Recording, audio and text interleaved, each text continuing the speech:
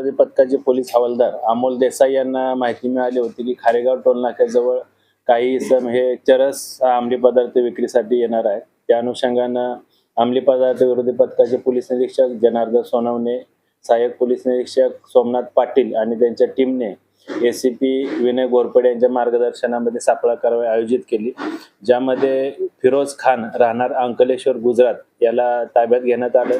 त्याच्याकडून एकूण 3 किलो चरस आणि 12,000 ट्रॅमाडॉल मेडिसिनल टॅबलेट असा एकूण मुद्देमाल जप्त करण्यात आला, ज्याची किंमत अंदाजे 3 कोटी रुपये आहे।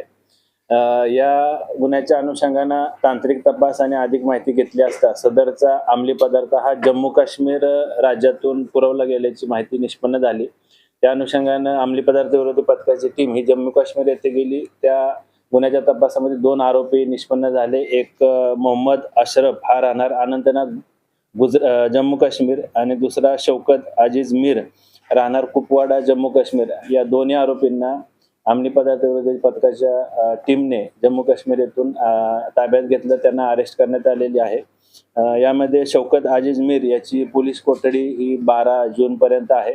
त्याचबरोबर फिरोज खान मुख्य जो आरोपी आहे त्याची देखील सध्या न्यायालयीन कोठडी आहे, त्याला आम्ही पुन्हा पोलीस कोठडीमध्ये घेऊन अधिक तपास करीत आहोत। याच्यामधील मुख्य आरोपी फिरोज खान याच्यावर यापूर्वी एनसीबी कडून 2 गुन्हे दाखल आहेत। एक 2008 मध्ये त्याच्याकडून चरस 11 किलो चरस जप्त करण्यात आला होता आणि 2017 मध्ये 10 किलो चरस जप्त करण्यात आलं, ज्यामध्ये त्याला कन्व्हिक्शन झालेलं आहे, शिक्षा झालेला आहे। तो शिक्षा भोगून पुन्हा जेल रिलीज झाला होता, जामीन ह्याच्या जेलमधून सुटला होता। पुन्हा त्यानं अशा प्रकारचा गुन्हा केलेला आहे। सदरच्या तपासामध्ये सदरचा मुद्देमाल हा जम्मू काश्मीरमधून सप्लाय झाला, त्याचबरोबर भारताच्या अनेक राज्यांमध्ये देखील सप्लाय झाल्याची माहिती निष्पन्न झालेली आहे। याबरोबर या गुन्ह्यामध्ये अजून कुठल्या आरोपींचा सहभाग आहे का, यांचे कोण साथीदार आहेत का, याचा देखील अंमली पदार्थ विरोधी पथकाची टीम तपास करत आहे।